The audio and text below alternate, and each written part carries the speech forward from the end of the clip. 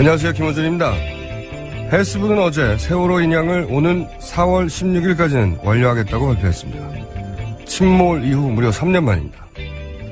그 사이 세월호 선체에는 140여 개의 구멍이 뚫렸습니다. 1m가 넘는 큰 구멍도 여러 개죠. 그 정도 크기면 증거는 다 빼낼 수 있는 크기 아니겠냐며 유가족들은 의심합니다. 그 의심이 무리도 아닌 것이 애초 정부는 선체 딱 2개의 구멍만 뚫으면 된다며 작업을 시작했었습니다. 또한 해수부는 유가족들의 참관도 절대 안 된다고 막아왔죠. 유가족들이 동고차도에 텐트까지 치고 망원경과 카메라로 인양 과정을 감시할 수밖에 없었던 이유입니다. 3년에 걸쳐 반복적으로 연기되고 미뤄져 왔던 인양이 이번에 된다고 해도 문제입니다. 인양된 선체를 조사할 위원회가 없습니다. 위원회 없이 해수부가 직접 선체를 조사한다고 하는데요. 제 생각은 그렇습니다. 차기 정부는 인양된 세월호 선체를 해수부가 조사하게 할 것이 아니라 해수부부터 조사해야 합니다. 김호준 생각이었습니다. 시사인의 김은지입니다. 네. 저희가 계속해서 이제 박 전 대통령이 아프실 예정이라고 보도가 왔는데, 관련 뉴스가 어제 쏟아졌어요. 그죠? 네. 전해 주십시오. 출석을 하신다고 하는 것 같은데. 네, 검찰특별수사본부가 박근혜 전 대통령에게 다음 주 화요일인 21일 9시 반으로 서울중앙지검으로 출석하라고 소환 통보했습니다. 소환 통보를 했고, 여기 대해서 예, 박 대통령 쪽도요, 적극적으로 협조해서 실체적 진실이 신속하게 규명될 수 있도록 돕겠다라고 밝혔습니다. 저는 안 아프실 예정으로 바뀌신 것 같아요. 안 아프신 예정으로. 건강을 회복하신 건가요? 그렇죠. 이게 이제 뭐 조사를 잘 받겠다, 성실히 협조하겠다, 이런 말을 했기 때문이 아니라, 뭐 언제나 안 그랬나요? 네. 그 말은 사실은 의미가 없고, 그렇게 말해놓고 항상 막판에 안 했으니까요. 제가 주목하는 거는 유영하 변호사의 자택 등장이에요. 제가 이 주목하는 이유는 뭐냐면, 유 변호사가 등장한 시점을 생각해 보시면, 검찰수석 국면 처음 맞이했을 때, 작년 11월에 처음 등장했잖아요. 그러면서 이제 여성의 사생활이라고 하는 뜬금없는 키워드를 꺼내서 공전의 히트를 쳤죠. 근데 이분이 다른 변호사들하고는 다르게, 다른 변호사들은 박 전 대통령을 아예 만나지 못한 걸로 보이는데, 변호인단에도 불구하고, 유 변호사는 박 전 대통령과 특수관계란 말이죠. 이, 문고리 3인방과 인연이 깊다. 네. 네. 라는, 이야기가 있고, 이혜원 의원이 그런 얘기를 했죠. 아주 오래됐고, 관계가 깊다. 그리고 2007년 이명박 박근혜, 당시 경선 때 BBK 문제. 네. 터졌을 때, 미국에 수감돼 있던 김경준 씨를 만나러 간 게 바로 유 변호사였었고, 그리고 이제 공천도 받아서, 지난번 공천 때, 12년 공천 때는, 군포였던가요? 거기 출마했었죠. 네네. 네. 이번에는 떨어지셨죠? 경선에 떨어졌죠, 아예. 그 지역 유세만 당시 박근혜 전 대통령이 3번 이상 했을 정도로, 특별한, 각별히 챙겼던 관계란 말이죠. 그래서 이번 탄핵 국면에 문고리 3인방이 이제 청와대를 나간 이후로, 그 자리를 대체하는, 그러니까 박 전 대통령, 이 발음이 너무 어렵네요. 게이트키퍼? 메시지 전달자? 그런 역할을 했을 공산이 아주 높은 걸로 추정되는 인물이거든요. 근데 이제, 그래서 헌재 재판은 등장 안 했어요. 생각해보시면. 제일 첫 번째 신임을 받는 변호사인데도 불구하고, 언론에 직접 노출도 그 이유는 거의 없었고. 그러니까 뒤에서 그렇게 메시지 전달자, 게이트키퍼 역할을 했는데 등장했단 말이지, 이번에. 모든 언론이 주목하고 있는 자택에. 그러니까 꼭 만나서 논의할 중요한 사항이 있었다는 거 아니겠어요? 네. 이 시점에 가장 중요한 사항은 검찰 출석이고, 만약 예정대로 할 거였다면 굳이 그렇게 만났을 필요가 없었다. 작전이 변경됐다고 저는 봅니다. 네. 안 아프실 예정으로 바뀌는 것으로 저는, 그런 시그널이다. 네. 안 그랬으면 직접 방문하지 않았을 것이다. 네, 유 변호사 지난해 말에 나왔던 보도 보면요. 박 대통령이 계속해서 자리 챙겨주고 싶어 했습니다. 국정원 그렇죠. 2차장이나 기조실장 자리에 계속 올렸는데 네. 최순실 씨가 커트했었죠. 그때 다른 사람이 결국 되고 있었던 게 기억이 납니다. 그런 보도가 있었죠. 예.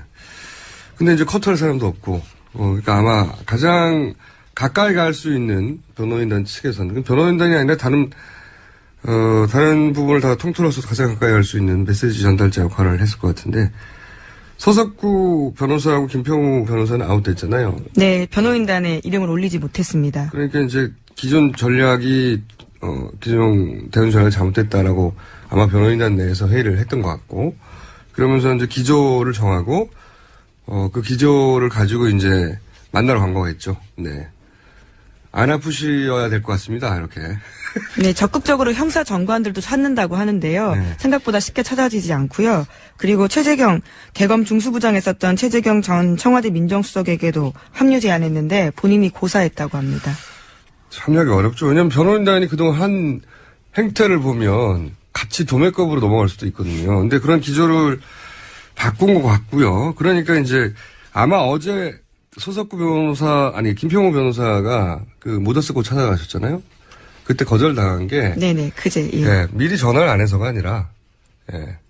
본인이 아마 아웃됐다는 이야기를 듣고. 어필을 하러 간 건가요? 예. 그래서 어필이라기보다는 모르죠. 그동안 자신이 왜 그렇게 했을 수밖에 없는지 설명을 갔든지 그랬을 텐데, 듣기 싫다! 이렇게가 아니었겠는가.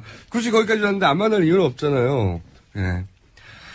자, 하여 저는 안 아프실 예정으로, 건강을 회복하시는 예정으로 기운이 바뀌었다, 이제는. 그럼 21일 출석할 가능성이 높아졌다고 보시는 거죠? 아주 높아졌다고 예. 봅니다. 그냥 이 말만, 기사만 나왔으면 저는 여전히 아프실 예정으로 봤을 텐데, 유영아 변호사의 자택 방문은, 시그널이 완전히 바뀐 거다. 이건 굳이 가야 될 필요가 있었거든요. 네, 모든 언론이 봐도. 그래서 안 아프실 예정으로 이제. 이게 다 이제 아프실 예정일 수 있었는데, 친박 의원들이 첫날부터 밑밥을 뿌리잖아요. 몸이 안 좋으신 것 같다고. 그래서 저희도 아프실 예정인 것 같다고 마중 밑밥을 뿌렸지 않습니까? 예. 여기 밑밥론 1장 1절에 써있거든요. 밑밥에는 밑밥으로 상대하라. 네. 자, 그러니까 제가 결국은 박 전 대통령의 오늘 반음 사는 날이거든요. 목요일 아침. 건강 회복에 큰 기여를 한 사람으로 저는 기록을 원합니다. 건강하셔야죠. 예, 조사받는 게 쉽지 않거든요. 자, 그래서 다음 화요일에 안 아프실 예정으로 저는 바꿉니다. 자, 다음 뉴스 전해주십시오. 네, 청와대가 지난해 9월 이후부터요, 문서 파쇄기 26대 샀다라는 JTBC 보도가 있습니다. 최순실 씨 사건이 불거진 이후부터 집중적으로 이루어졌다는데요. 지난해 9월 27일에 2대를 구매 요청했는데 그때가 언제냐면 미르 K스포츠 재단에 최순실 씨가 인사 개입했다라는 보도가 나온 지 일주일 뒤입니다. 네, 거의 첫 보도죠. 이게 되게 재밌어요. 26대를 그때 보도 나온 다음에 2대를 사고 JTBC 태블릿 PC 보도 다음 날이 또 사잖아요. 몇 대를 샀다고 그랬죠? 6대 추가 요청합니다. 네, 그리고 최순실 구속된 직후에 또 몇 대? 6대를 사고요. 네. 특검 수사 진행되면서 몇 대? 6대를 또 삽니다.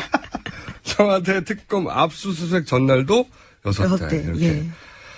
그래서 총 26대. 얼마나 많았으면은 이렇게 파쇄기를 9월 이후 요런 특정 시점 때만 계속 샀다는 거죠. 네. 9월 이전에 한 대도 안 샀어요. 한 대도. 그렇죠. 6개월 동안은 전혀 산 흔적이 없다고 합니다. 네. 갑자기 이렇게 많이 필요했던 이유가요. 당연히 증거인멸 쪽으로 눈길이 갈 수밖에 없죠. 네. 저는 박근혜 전 대통령이 이제 수사받을 때 자꾸 예우 얘기 나오는데, 전 대통령 예우할 저도 그래서 예우를 하지 않습니까? 안 아프실 예정이라고. 얼마나 표현이 예우스럽습니까? 자, 다음 주제 전해주십시오. 네, 경찰이 정광용 박사모 회장 등을 불법 집회 주도 혐의로 사법 처리하겠다고 밝혔습니다. 아, 그렇군요. 기각됐어 봐요, 탄핵이. 사법 처리하겠습니까? 네. 자, 근데 이분뿐만이 아니겠죠. 네. 수사해야 될 대상이 되게 많아요. 그동안 속칭 친박 집회를 하면서 격렬한 여러 집회들을 했었는데요. 어제 SBS가 관련된 보도를 좀 했습니다. 속칭 문고리 3인방을 비롯한 청와대 실세와 친박단체 간부들 그리고 정경련 임원들이 긴밀하게 연락했다라는 증거를 발견했다라는 건데요. 이들 간의 통화 내역을 공개한 겁니다. 박영수 특검집 앞에서 사진을 불질렀던 반액 방김 대표 있거든요. 그 사람 통화 기록을 보면요. 이재만, 정호성 등 문고리 3인방 이름이 나옵니다. 그 사람들과 통화를 했다는 뜻이고요. 뿐만 아니라 블랙리스트 의혹으로 구속됐던 청와대 정무비서관 이름도 나오고요. 또 허현준 행정관과는 계속해서 통화했다라고 합니다. 허현준 행정관 이름이 계속 나오는데 이분은 이제 어버이연합에 정경련 자금을 지휘한 혐의로 검찰 수사를 이미 받고 있는 분이죠. 예, 받고 있는 분인데 그 특검도 이들 단체에 60억 이상 지원해 왔다고 밝혔고 특검이 밝힌 것만요. 정경련 이해 단체에서 이해 곳에서 돈이 얼마나 왔는지는 특검도 아직은 밝히지 못했거나 혹은 밝힐 시간이 없었거나 그래서 듣고 이게 이제 이분뿐만이 아니죠. 네, 그렇습니다. 이정미 재판관 주소 공개했던 팟캐스트 방송이 있는데요. 거기에 대표가 지난 1년 동안 통화 기록을 보면요. 허 행정관과 100차례 이상 연락을 했습니다. 특히 탄핵 국면이었던 11월 이후부터는요. 석 달 동안 36번 계속해서 연락을 합니다.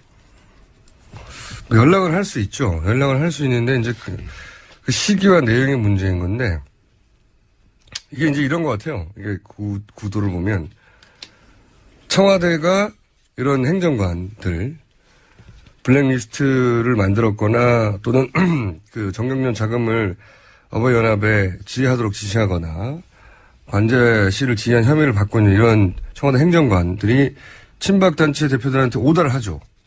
어떤 일이 있는데 여기에 나와줘야 되겠다. 그러면 오더를 받은 친박단체는 정경련에 연락을 하는 거죠. 지금 나와 있는 구도를 보면. 정경련에 연락해서 이런 집회를 하니까 얼마를 내놔라. 금고죠, 금고. 자기들한테는. 돈을 내놔라. 하고 정경련은 그러면 이런 단체들한테 돈을 요구하면 돈을 주고, 예. 그리고 청와대는 다시 기업들에게 정경련을 통해서 빠져나간 그 빈 금고를 기업들한테 얘기해서 채워주고 이 사이클을 만들어 와서 지금까지 이런 단체들을 운영해 왔다는 거잖아요. 보면 그런 게 보여지는 거죠. 이런 통화 관계 속에서. 네, 또 통화를 계속 주고받았던 일정들을 보면요. 항상 그런 행사들과 맞물려 있습니다. 탄핵 반대 집회, 인터넷 방송, 생중계 중. 순서가 아마 이런 행정관으로부터 먼저 전화 받고 우선 일정을요. 예. 당연히 그래야죠. 그러니까 그거 근거하에 이제 돈 내놓으라고 하고 돈 주고 비면 돈 채워주고 이 사이클 그렇게 이 집회들은 말이죠. 돈을 끊으면 끝나요. 이 사이클은 돈을 딱 끊으면 이념이 아니라 사실 이권에 따라 움직이기 때문에 돈을 딱 끊으면 이 사이클은 끊어진다. 그리고 이걸 행정관 혼자 할 수 있었겠어요? 이게 이제 그 재벌들이 60억 이상 지원했다 밝혀진 것만 해도 그런데 이 돈을 어떻게 행정관 혼자서 재벌들한테 전화해서 몇십억씩 내놓으라고 합니까? 그러니까 훨씬 더 위에서 명령이 내려온 거거든요. 이거 수사 대상이에요, 사실. 그 친박 집회 누가 하라고 했고 누가 그 돈을 주라고 했고 행정관 하나로 끝날 일이 아니죠. 네. 앞으로 그것도 검찰의 수사 대상입니다. 수사 대상이라고 봐야죠. 예. 허 행정관 같은 경우에는 박 대통령 탄핵이 인용되던 날요. 자신의 페이스북에다가 신에게는 아직도 12척의 배가 있습니다. 라는 이순신 장군의 말을 인용해서 올리기도 했거든요. 아직도 무슨 행동을 하는지에 대해서는. 배는 12척 있을 수 있죠. 네. 본인이 이순신이 아닐 뿐입니다. 자, 다음 뉴스는요. 네, 대선 날짜가 5월 9일 화요일로 확정됐습니다. 황교안 대통령 권한대행이 어제 임시국무회의를 다시 소집해서 대선 날짜를 확정한 건데요. 그리고 자신은 대선에 나가지 않겠다라고 밝혔습니다. 야권에서는 아쉬워하겠어요. 네. 야권에서는 오히려 안타까워한다는 이야기가 들려요. 심상정 대표는 아예 이 방송 나오셔서 그런 취지 이야기를 하셨던 걸로 아는데요. 나는 좋아한다고. 아니, 이분이 이제 보수 중에서 지지율도 높긴 하지만, 확장성의 관점에서 이제, 나쁜, 뭐라고 그러죠? 좀 단어가 생각 안 나요, 지금 오늘 아침은.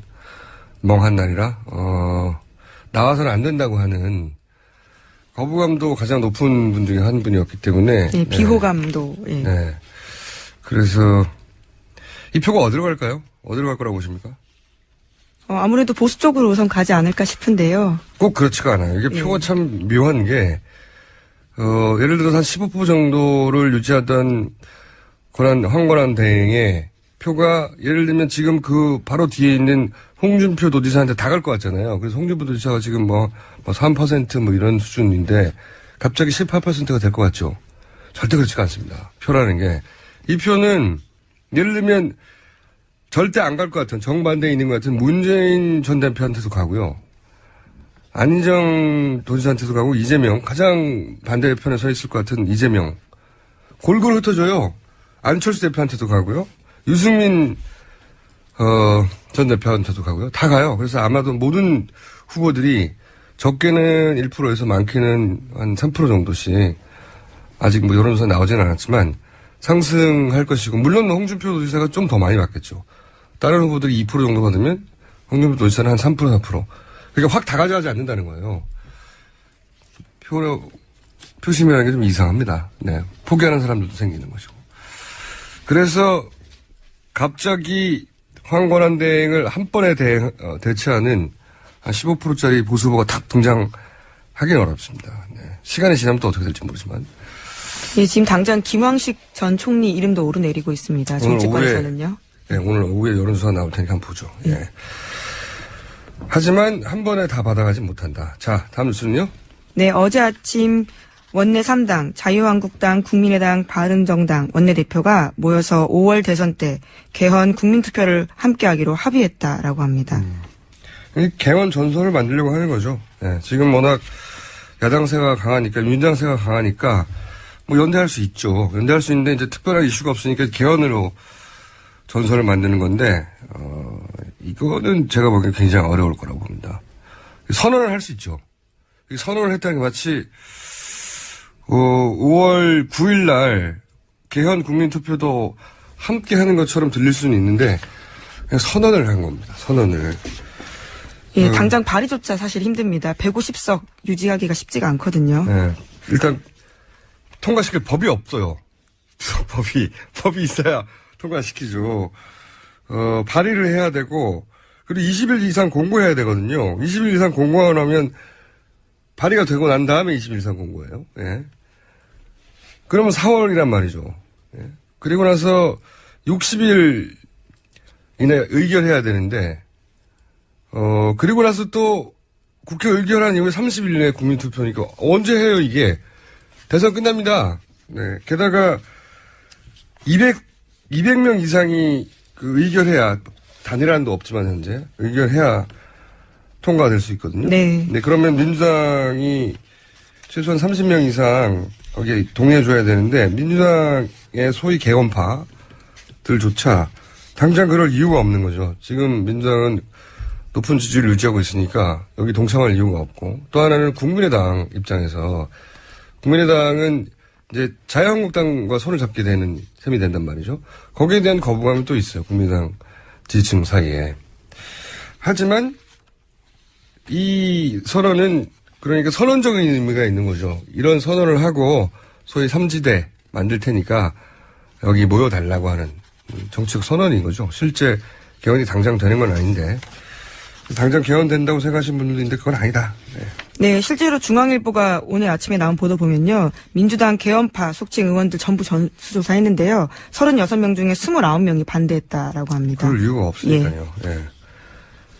시간적으로도 가능하지 않고 절차적으로도 가능하지 않지만 정치적 선언을 한 거고 그 정치적 선언으로 이제 전선을 만들려는 노력이죠. 예. 정치권에서는 있을 수 있는 퍼포먼스라고 봅니다. 자, 제목 하나 정도 더 부르면 될 것 같아요. 더 들을 수 있을 것 같습니다. 네, 정유라 씨가 정치적 망명을 고려하고 있다라는 보도가 있습니다. 예. 변호사 이야기입니다. 덴마크 변호사요. 이건 말이죠. 정부의 목숨을 걸고 저항했다든가 이런 시민운동가들이 정신망명하는 거거든요. 네. 정부 지원을 듬뿍 받고 말을 잘 타신 분이기 때문에 정치적 망명은 불가능할 것이라. 이건 불가능하고요. 저는 4년 전에는 가능했었어요. 안 했지만. 근데 이게 이제 시간은 1년 가까이 끌 수 있어요. 이렇게 되면. 심의하고 하는데 1년 가까이 끌 수 있다. 근데 저는 이게 잘못된 생각이라고 보는 게 지금 들어와서 오히려 조사받는 게 낫지. 그게 어떤 정부가 들어서든 다음 정부가 이 사건을 봐줄 리가 없거든요. 오히려 지금이 더 나아요. 저는 이건 이 변호사가 오랫동안 수임료를 받으려고 하는 구상일 수도 있어요. 실제 정준하 씨는 판단을 잘해야 돼요. 지금이 오히려 가장 약하게 조사를 받을 수도 있는 타이밍이다. 동정심도 받을 수도 있고. 예, 공장장의 조언이 덴마크까지 가지 있지 못하고 갔습니다. 덴마크에서 이 방송을 들으신 한인분들은 좀 연락 좀 해주십시오. 이 변호사, 왜냐면 1년 내내 수임료 받을 거 아니에요. 이게 큰 돈을 번 거예요, 이분이.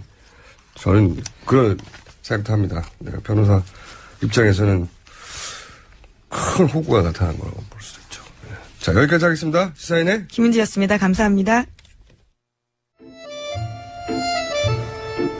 자, 내부자 둘입니다. 네.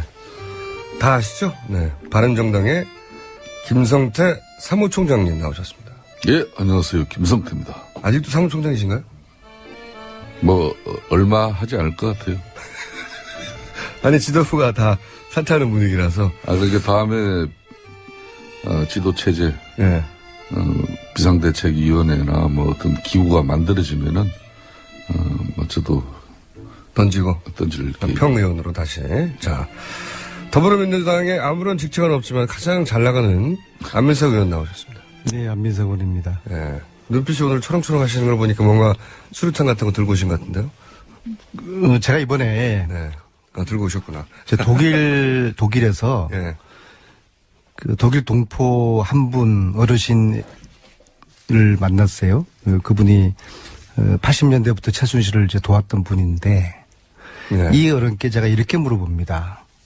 어르신이 어떻게 해서 최순실을 알게 됐습니까? 예. 이분 말씀이 임모라는 박사가 나에게 전화가 와서 임모 박사가 삼성 장군의 딸이 삼성 별 3개짜리 예. 장군의 딸이 독일 가니까 독일 가니? 잘 좀 도와줘라. 처음에는 최순실 씨가 본인을 삼성 장군을 딸로 소개했군요. 예. 그랬던 모양이에요. 아니, 저 임 박사라는 분이 독일의 그 어르신에게 네. 예. 그래서 도와주게 됐다는 건데요. 임모 박사로부터 들었다. 그러면 아마 이제 임모 박사 그분은 최순실의 어떤 후견 역할 이제 그런 관계로 볼 수가 있겠죠. 독일 교민에게 처음 최순실을 소개하고 독일에 정착하도록 만들어준 사람이 임모 박사였다. 네, 그렇죠. 네, 그런데요. 그분의 사위가 그분의 사위가 부장판사인데요.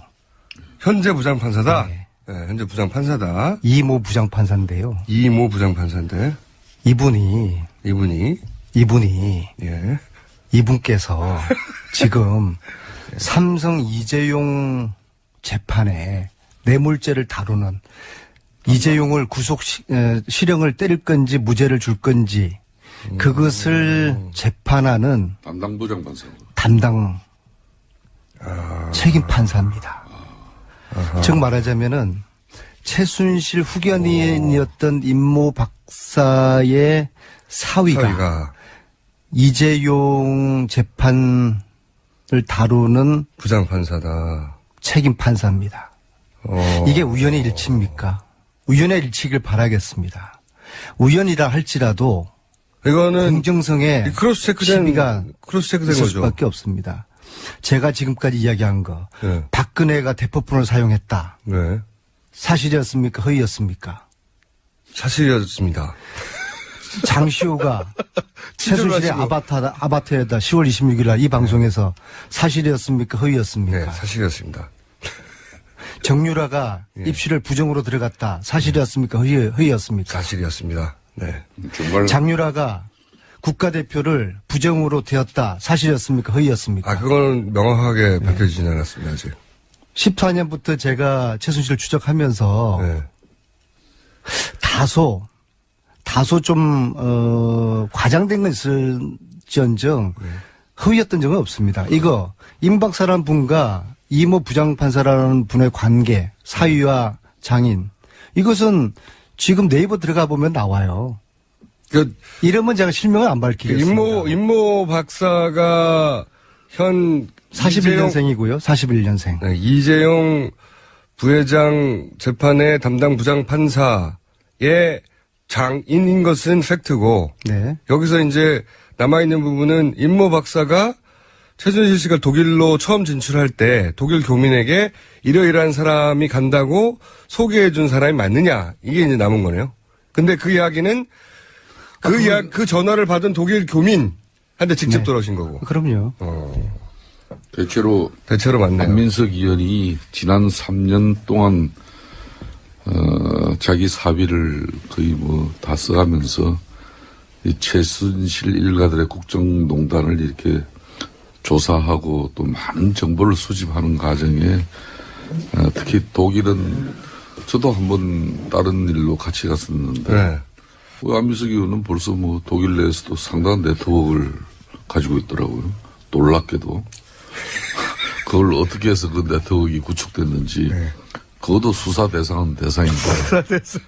아니, 사무총장님께서는 지금 집안 싸움이나 지금처럼 잘 좀 제압하시고요. 지금 유승민하고 김무성기하고 지금 막 내전이 붙었는데 사무총장님께서 이걸 수습하시느라고 정신이 없으신데 뭐 며칠 전에도 제가 그렇게 들었어요. 다 수습된 큰 거죠, 싸움이 붙을 뻔했는데 네. 사무총장이 지혜롭게 잘 이걸 수습을 했다라고 사무총장님이 그러는데 지혜롭게 마이크를 던져가지고 모두를 제압하고 아니에요? 지금 그런 일, 아닙니다. 그런 거 사실이 제가 확인을 아니죠. 했는데 네. 우리 사무총장님께서 양쪽을 잘 이렇게 조정을 해서 일단 수습을 했는데 근데 제2의 제3의 또 내전이 있을 수 있으니까 사무총장님께서는 그쪽 집안이나 잘 챙기시고 아무튼 제가 지금 아니, 이 그 부분은 이야기를 하는 것은 잠깐만요. 설명 좀. 뭐 좀 당내 갈등이 있는 걸로 비춰지고 있습니다만은 뭐 아무래도 신생 정당이니까 당의 진로나 또 후보 선출 과정이라든지 비대위원장 누구 할 거냐. 더군다나 당 지도부가 일갈 다 사퇴가 된 마당이니까 네.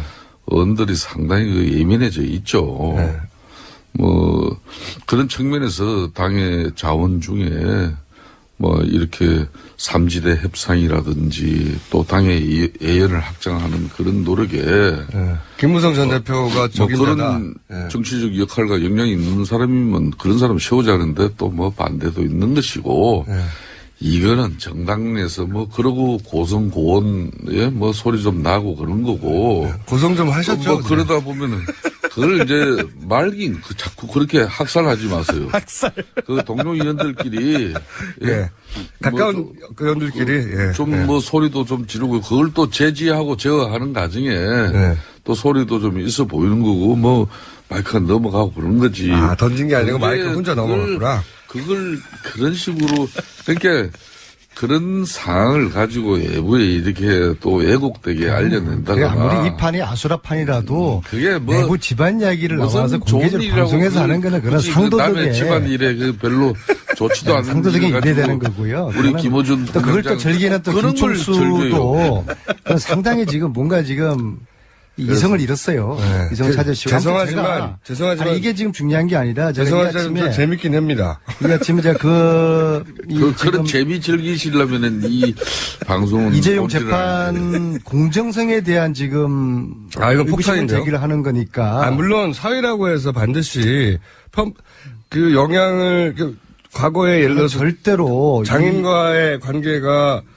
이 재판에 영향을 미칠 거라는 것도 분명히 그 예단이죠. 저는 절대로 예단이긴 결코 한데 법원에서 좀 놀랍긴 합니다. 그 임모 박사의 사위가 이재용의 재판의 책임 판사로 배정된 것은 결코 단언코 의도적이지는 않을 거라고 봅니다. 네. 어떻게 이거를 이렇게 의도를 했겠어요? 아무리 삼성의 힘이 크더라도 어떻게 이 판사 배정조차도 삼성이 의도해서 기획해서 이런 어마어마한 무시무시한 일을 했겠어요? 절대로 그렇지 않다고 저는 믿습니다. 않다고 믿습니다만은 네.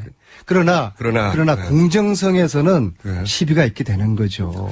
이거 굉장히 큰 우연이긴 하네요. 이건 상상도 못했는데 왜냐하면은 서류상으로는 드러나지 않는 거군요. 절대로. 서류상으로 임모 박사가 최순실 독일 정착을 위하여 최초로 도와준 그 교민에게 전화했던 양반이다 하는 게 서류상에 드러날 리가 있나요? 이 게이트 국면에 네. 순간순간에 저에게 영감을 주는 애들이 있어요. 세월호 애들입니다. 이거 역시도 네. 정말 이런 사실을 제가 어떻게 확인하겠어요?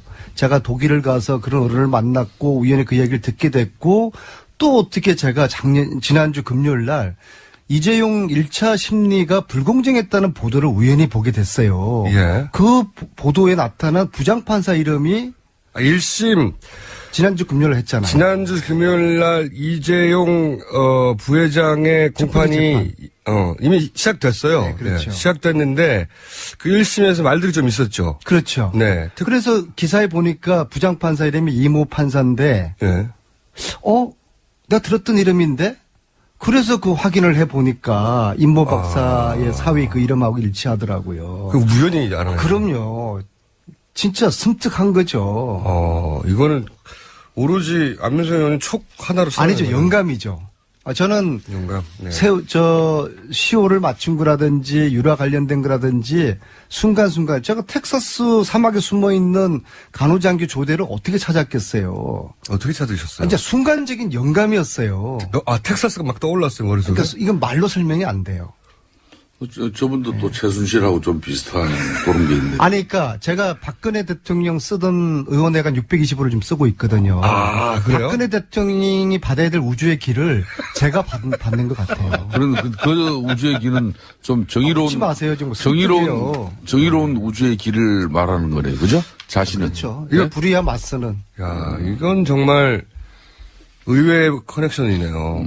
의외. 그때 인연이 이 재판에 영향을 미친다. 제가 오늘 말하고자 하는 게 아니라. 이 방송에 오기까지 네. 이 말씀을 드려나 말지를 정말 고심을 했어요. 오늘 새벽 3시에 일어났어요. 왜냐하면은 이게 무서운 거 아니에요. 그러나 결국엔 제가 본인의 촉에 이건 좀 알려야 된다. 예, 국민께 그걸 알리고 이 재판이 공정하게 돼야 되는 거잖아요. 재벌이라고 그래가지고 봐주고 그러면 안 되잖아요. 그러면 안 그래서 되죠, 공정한 당연히. 재판을 위해서 이 사실을 알려드려야 되겠다. 야, 이 커넥션은 혹시 동명이인은 아니고요? 아닙니다. 아니에요? 네. 확실해요? 네. 아마 이제 의원님이 이렇게 얘기했으니까 기자들의 취재가 잇따르겠네요. 네. 정의로운 기자들이 잘 취재를 해 주시길 바라겠습니다. 자, 그건 그거고요. 바른정당의 이제 그러면 비대위원장은 빈 채로 가는 겁니까? 당분간? 그 부분은 정상적인 정당 체제로는 지도부가 일괄 총괄 사태가 되면은 바로 비상 조직인 비대위가 꾸려져서 누군가 데려오잖아요, 보통. 외부에서 영입할 수도 있고 내부에서 이렇게 채울 수도 있는데 그 부분이 지금 현재 불투명해졌어요. 그러니까 당내 사정은 이제 후보 선출을 위한 그 경선 관리 일정이 얼마 안 남았으니까 이제 후보가 선출되어지면은 선거 관리 선대위 체제, 선거대책위원장 체제로 당 전체가 선대위 체제로 가자 한마디로 말하자면. 그런 건데 네. 총장으로서는 이런 거죠. 당무는 당이고 또 후보 선거 지원 일은 지원 일이고 이런 겁니다. 그러니까 그럼 예를 들어 유승민 전 대표가 당의 후보가 되는 순간부터는 당 전체가 유승민 후보 당선을 위해서 뛰는 건 당연하지만 당 전체가 선대위 체제가 되고 유승민 후보의 선대위원장이 당을 움직이는 게 되는 거예요. 보통 이런 큰 선거 때는 정당이 네. 후보가 선출되어지면은 후보 중심으로 네. 그렇지만 당대표는 따로 있죠, 보통은. 모든 지원과 또 일이 다 글로 집중될 수밖에 없죠. 그렇지만은 일상적인 또 정당 구조는 유지되어야 돼요. 중요한 의사결정이라든지 의결은 그 당대표 이런 최고 결정에서 당대표가 없을 때는 이제 비대위라 그러죠. 비대위원장이 그걸 판단하고 결심하는데 그 기능이 이제 문제가 생기죠. 어쨌든 김무성 전 대표는 이게 안 하는 걸로 결론이 난 거죠.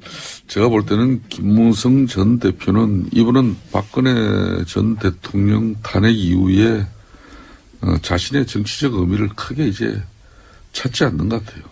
할 일 어떻게 다 보면은 일단 이 국면에서 할 일 다 했다. 뭐 본인으로서는 말 그대로 백의종군이라는 게 자신으로는 정치적인 어떤 그런 욕심이나 또 정치인으로서 가지는 그런 뜻, 야심을 다 버린 것 같아요. 어떻게 보면. 저렇게 훌륭한 사무총장이 있는 최소한 이 바른정당이 국면에서는 버린 것 같다는 거죠. 그러니까 이 대선 의원들 국면에서는. 중에는 사실상 새누리당에서 이렇게 바른정당으로 탈당할 때는 거의 3분의 2 넘는 많은 의원들이 거의 한 70, 80% 해도 과언은 아니죠. 김무성 전 대표를 상당히 신뢰하면서 따라왔다고 과언이 아닌데 막상 이분이 사실상 박근혜 대통령 탄핵 이루어지고 난 이후로는 목표 의식을 잃어버렸어요? 굳이 목표 의식이라고까지 단정 규정하지는 않습니다만은 좀 자신의 정치적 어떤 그런 뜻이나 의지 이런 게 안 보여요 별로. 그러니까 그분을 많이 신뢰하고 따랐던 이 동료 의원들은 바른정당이 지금 진입멸렬하잖아요. 그래서 좀 흔히 말하는 3지대 협상도 고문으로서 거기 가서 참여하고 누굴 만나고 이런 모습보다는 바른정당의 실질적으로 당력을 가지고 흔히 말하는 당권을 가지고 책임 있게 나서는 거하고는 하늘 땅 차이거든요. 그리고 이제 자유한국당이든 여기 탄핵 찬성한 의원들을 다시 영입해 오는 그런 여러 가지 노력이라든지 이런 사실상 김무성이라는 사람 한 사람 나서면은 기자들이 따라 붙는 숫자가 달라져요. 그럼에도 불구하고 본인이 그런 일들을 극구 이렇게 거부하고 전면에 나서 물론 모르겠어요. 전체 우리 바른정당 의원들이 뜻을 하나로 모아서 요청하면 또 상황은 달라질 거라고 보는데 그것도 용이치 않고 그러다 보니까 그런 측면에서 본인이 의지를 별로 안 가져요. 김무성계는 사실상 와야 되고 있는 중입니까? 사실상 바른정당은 김무성계 없습니다. 제가 단호하게 이야기합니다. 사무총장님은 김무성계를 저도 오늘 이 방송을 통해서 이제 분명히 밝힙니다. 바른정당은 개파 개보 있어서는 안 됩니다. 제가 3년 전에 정말 박근혜 정권에서 어렵게 용기를 내서 박근혜 대통령이 지지하지 않는 그런 주류는 항상 저렇게 이야기하는 거예요. 개파 없다. 이렇게 이야기합니다. 이번에 분명히 선언합니다.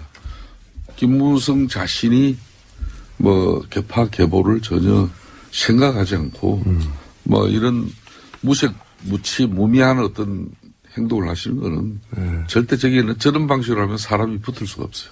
그러니까 김무성계가 있었을 수도 있지만 이제 와해 사라지고 있다. 와해라기보다는 본인이 대통령 탄핵 이후에는 어떠한 정치적인 그런 행위 자체를 생각지 않고 있는 거죠. 자, 그럼 이 기회에 김성택에 출범하나요? 탄생? 그건 제가 말씀드려줘야죠. 예. 어떻게 보십니까? 제가 바른정당의 나무 집안일이라 가지고 언급하고 싶지는 않지만 언급 많이 김성태 하시면서. 사무총장이 계시기 때문에 네. 관심을 안 가질 수가 없는데요. 이 내부는 김성태 사무총장을 비대위원장으로 앉히면 깔끔히 끝나는 건데 그런 신의 한 수를 아무도 모르는 것이죠. 이게 참 미스터리지 않습니까? 저렇게 훌륭한 분이 사무총장에 계시는 바른정당이 지지율을 5%를 넘지 못하고 있는 게 이게 희대의 미스터리 아니겠습니까? 근데 이렇게 만면에 웃음을 띠고 바른정당이 이 난국을 헤쳐나가기 위해서는 박쥐 아세요? 박쥐? 박쥐 정당에서 탈피해야 되는 거예요. 박쥐가 낮에는 내발 동물이고 밤에는 저 새라고 그러는 거 아닙니까? 아니, 도와주신다고. 합리적 개혁을 지향한다고 그래가지고 바른정당이 저 순실당으로부터 뛰쳐나와 놓고서 어제는 순실당하고 개헌하자고 또 손잡고 개헌한다는 이야기는 순실이 당을 부활시켜주겠다는 거거든요. 이렇게 박쥐정당이 되니까 국민들이 바른정당을 그래서 바른정당, 박지정당 발음도 비슷하네요. 그래서 그러니까 박지정당 되면 안 되는 거예요. 그래서 대통령 사법 처리하라고 그러시고 최순실 재산 몰수하라고 그러시고 국가 개혁하자고 그러시고 이게 지금 합리적인 그러니까 안민석 보수 정당의 그래서 길입니다. 끝까지 들어야 되는 거예요. 끝까지 들어야 돼.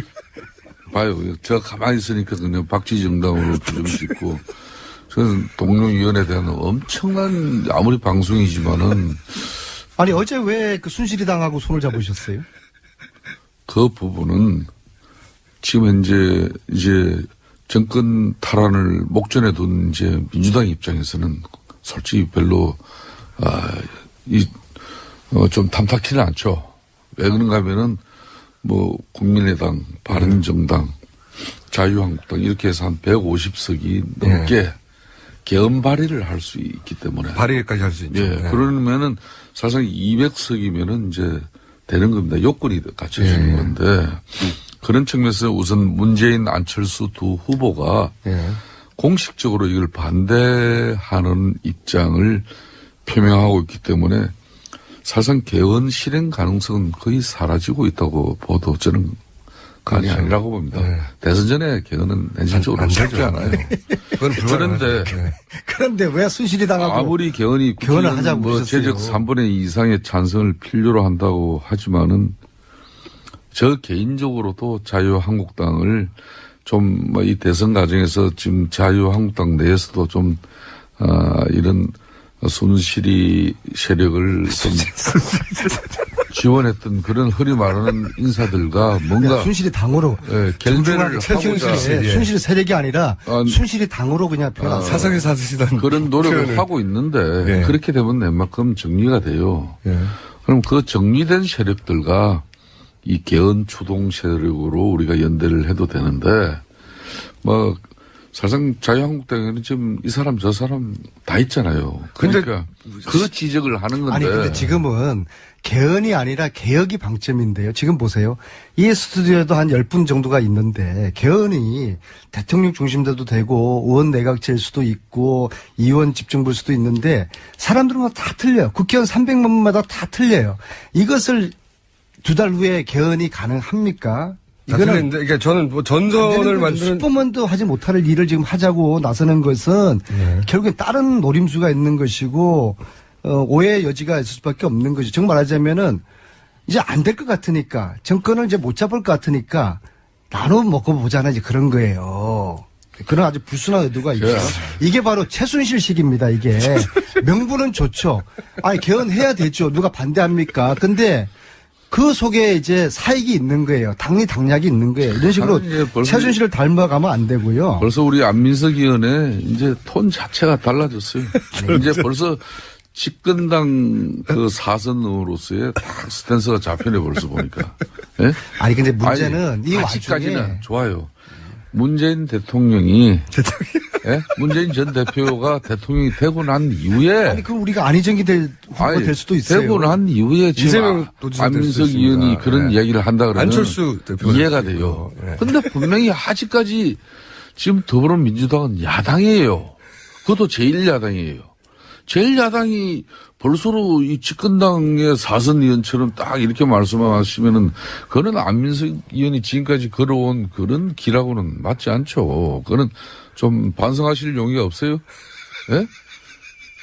아니 왜 개헌을 거부해요? 그분은 개헌을 이 최순실에 의한 국정농단의 이 교훈은 뭐예요?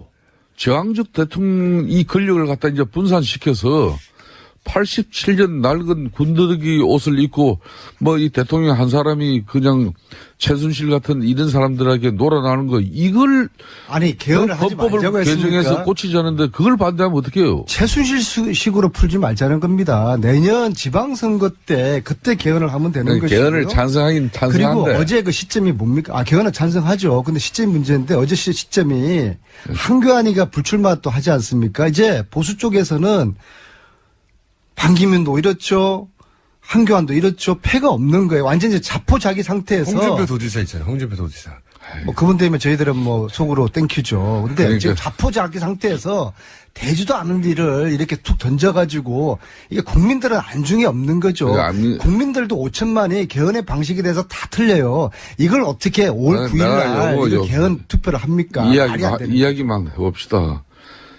그래도 명색이 일국의 대통령이 탄핵된 이 시점에 한국을 개조해내지 않으면은 또 다음에 어려워요. 역대 대통령들이 선거 전에 개헌 약속 다 철저하게 국민들 앞에 강하게 공약하고 약속해놓고 막상 대통령 당선되고 난 이후에 이 제왕적 대통령제 이 한의와 기쁨, 예? 이런 엄청난 힘을 가지고 누가 개헌한 사람 봤습니까? 다 개헌을 다 어떻게 해든, 물거품으로 만들었잖아요. 심지어 DJP 연합 같은 경우도 이거는 내각제 하겠다고 손잡고 선거 치른 거예요. 근데 그 내각제 하겠다고 손잡고 치른 대통령이 당선되니까 DJP 내각제 그냥 물거품 됐잖아요. 그게 한국 정치 현실인데 우리 안민석 의원께서는 저런 분이 또 대통령 되면 저는 약속 지킬 거라고 보지만은 예? 이 뻔히 제가 박지정당이라고 질르니까는 막 이성을 잃으신 것 같아요. 말씀하시는데. 그러니까 본인이 사선의원으로 이 정치 너무 잘하면서 개헌 논의가 시작이 됐잖아요. 내 손에 이제 장을 끈이 들이고 쥐니까. 시간이 필요한 아니, 것이죠. 근데 이거는 문재인 전 마치 대표는- 남녀가 이제 막 만나가지고 아니 손도 안 잡고 뭐 한번 마음도 안 맞추고서 그냥 결혼 날짜부터 잡으면 안 되죠. 어떻게 내용도 없이 개헌 날짜부터 투표 날짜부터 5월 9일 날 하자고 에이, 우리 질러버립니까? 아니, 이건 시정 잡혀도 이런 식으로는 하지 않죠. 국회에서 여야 4당 간에 최순실을 너무 최순실한테 배웠어요. 국회에서 명분은 그럴듯하죠. 국민은 안중에 없고. 국회 4당 간에 그동안 됐어요? 아무리 자꾸자기라도. 개헌 협상에 의해서 거의 얼추 합의가 됐잖아요. 그냥 이번에 이 개헌 논의는 내려놓겠다고 이미 18대 국회 마음을 비우세요. 12년 전부터 18대, 19대, 20대까지 들어서 김성태 안민석 의원님. 벌써 시간이 그렇게 됐어요?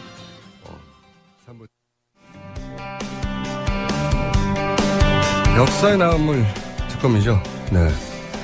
향후 아마 모든 특검의 교과서가 될 최순실 특검을 특검팀에서 특별수사관을 지낸 이정원 변호사 모셨습니다. 안녕하십니까? 네, 안녕하십니까? 네. 특검 끝나고 나서 주변에서 수고했다는 말 많이 들으셨죠? 그렇습니다. 근데 이 부분 반드시 짚고 좀 넘어가고 싶어요. 네, 공장장님이 특검을 특검하라 네. 했던 발언, 여기에 대해서 입장을 좀 밝혀주셔야 될 것 같은데요. 저 기억이 나지 않습니다. 아니, 이런 얘기를 제가 듣긴 초반에 들었어요. 어떤 걸 들었냐면, 이거는 이제 전현직 검찰에 계신 분들 중에 박영수 특검의 임명을 보고 이분이 과연 결기 있게 하겠느냐. 네네. 그래서, 왜냐면 과거의 특검들이 워낙, 흐지부지 끝난 경우가 많잖아요. 네, 결과를 맞습니다. 못 내고. 네. 근데 이제 박영수 특검의 성격상, 성격상, 이런 수많은 압박을 과연 쳐내고 하겠느냐고 하는 회의론이 있었던 건 사실이에요. 예.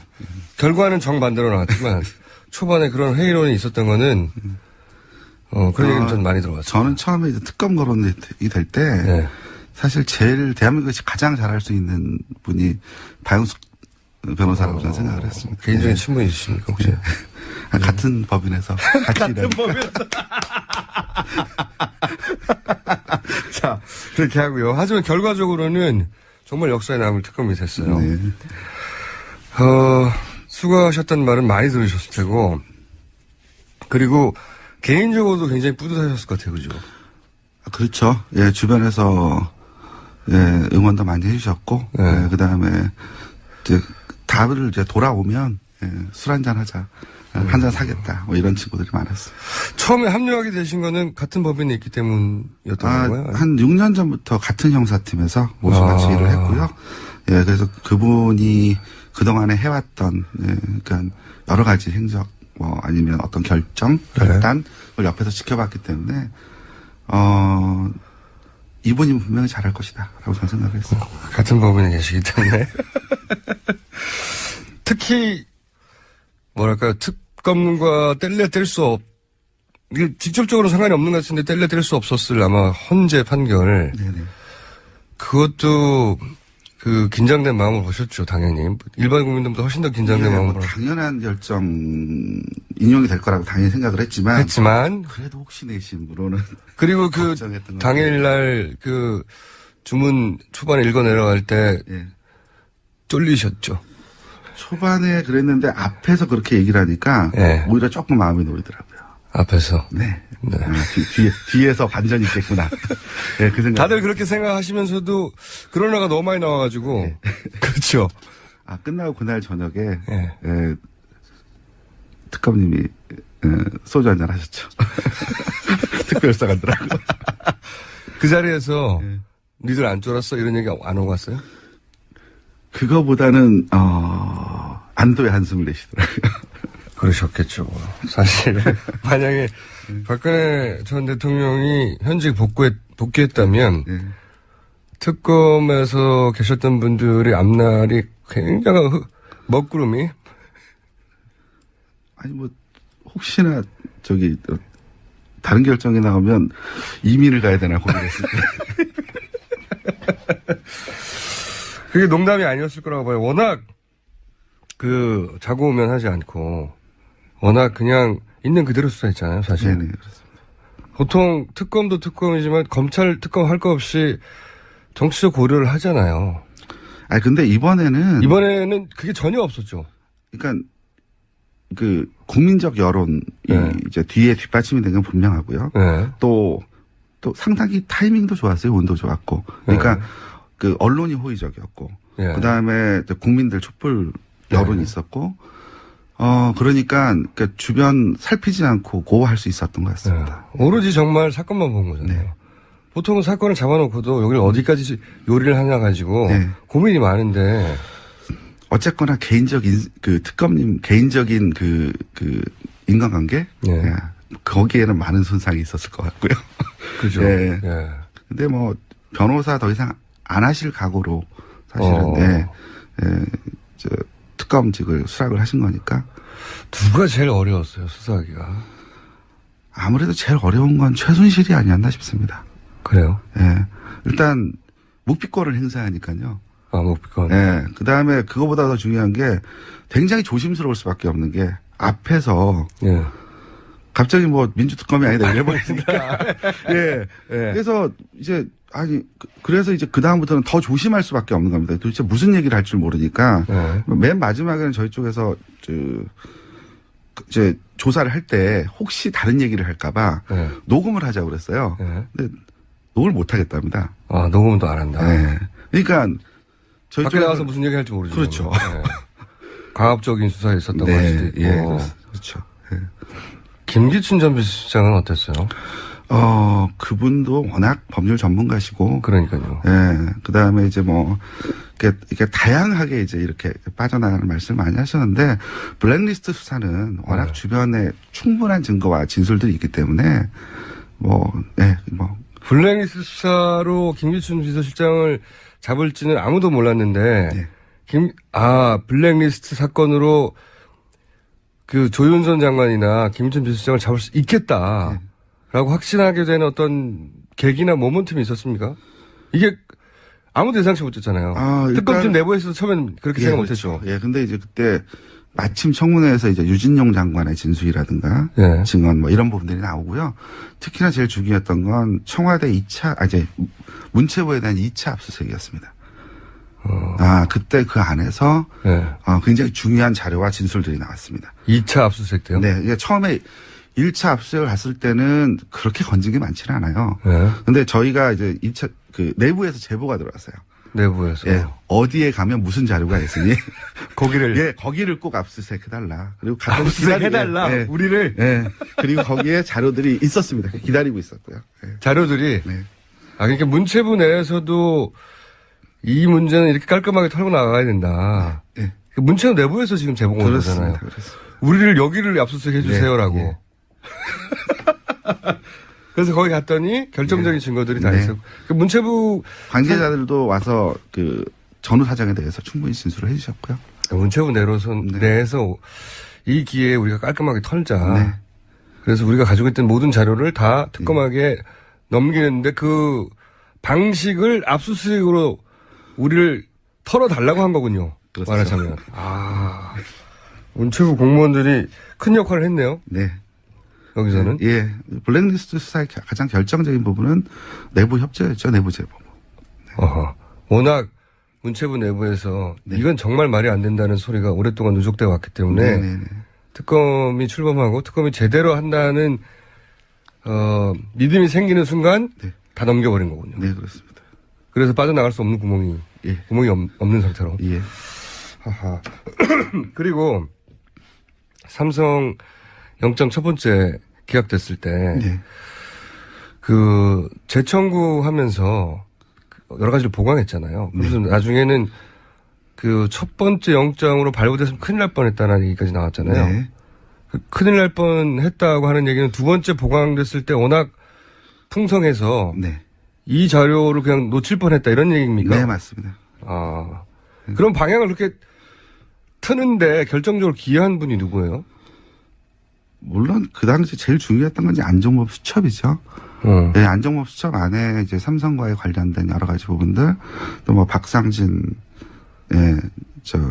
씨의 그 대표의 뭐 그 휴대폰, 뭐 내용, 뭐 이런 부분들이 이제 결정적인 자료가 됐죠. 제 말은 방향을 그 소위 압수수색을 하고 네. 또는 기소를 할 때 혐의점들 방향을 틀었잖아요. 예. 그 틀게 만드는 데 기여한 물론 관점 전환도 있었습니다. 관점 전환이 어떤 식으로 있었나요? 그러니까 이게 그 삼성의 전체적인 승계 작업이라는 부분으로 처음에는 이제 좁게 봤죠. 그러니까 그 당시에 그 합병 관련된 부분이라든지 뭐 이 부분에 초점을 맞춰서 이제 뇌물이라고 하는 측면에 그냥 초점을 맞춰서 수사가 진행이 되다가 그 이후에 이게 승계 작업 전반에 걸쳐서 광범위하게 이루어진 거구나. 이제 그 시작에 그 논의를 이제 그 내용을 확인할 수 있었던 부분은 그 안종범 수첩에 이제 빠진 부분이었잖아요. 예, 그 부분에 삼성과의 연계된 부분, 그 다음에 대통령 추가 39건 나오면서 그렇습니다. 예, 그런 부분들에 그러니까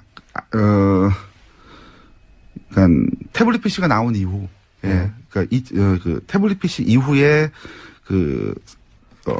최순실과 연관성 뭐 이런 부분들이 이제 언론에 집중적으로 보도되기 시작한 이후에 안종범 수첩은 본인이 사임하기 이전 직전까지도 작성이 돼요. 직전까지. 예, 그 바로 직전까지도 삼성과의 여러 가지 이야기들이 수첩에 적혀 있습니다.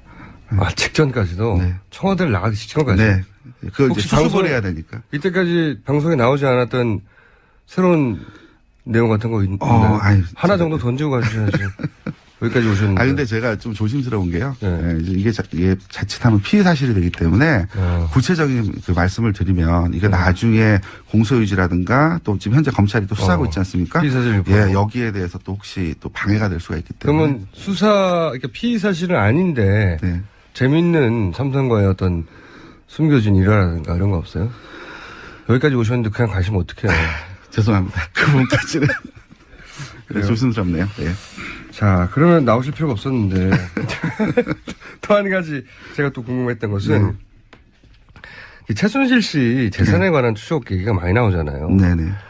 근데 이제 워낙 시간도 부족하고 해서 최순실 씨 추적에 관해서는 거의 그냥 겉만 약간 이상하다 정도 파악하고 끝나버린 것 같더라고요. 네, 맞습니다. 인력도 없고 시간도 없고 해가지고. 인력하고 시간의 문제는 아니었어요. 그러니까 최순실 재산팀에 특별성한 8명이 붙었으니까. 그러니까 그런데 문제는 뭐냐면 핵심적인 문제가 뭐였죠? 우선은 이제 최태문 재산을 이제 추적하는 과정 안에서 제일 중요한 게 부동산입니다. 부동산들이 이제 대규모로 이제 이렇게 쪼개서 팔려 나갑니다. 그러면 이제 땅이 넘어가면 이제 자금이 들어와야 되잖아요. 그렇죠. 그러면 이 자금을 추적해야 됩니다. 그러니까 이와 관련된 자료를 저희가 국세청이나 금감원에 요청을 했어요. 협조를 전혀 받지 못했습니다. 아, 그래요? 예, 영장을 가져오라고 하는데, 영장을 받아오라고 하는데, 1970년대 얘기잖아요. 이미 공소시효도 지났고, 그 자체만 가지고 범죄 사실을 특정하기 어렵거든요. 그렇죠. 예, 그런데 영장을 받아오라고 하면, 결국 자료를 못 주겠다는 얘기고, 그 자료가 없으면 그 다음 단계로 수사를 진행하기가 무척 어렵습니다. 이게 유관 기관들의 협조가 없어서 그랬군요. 기본적으로는.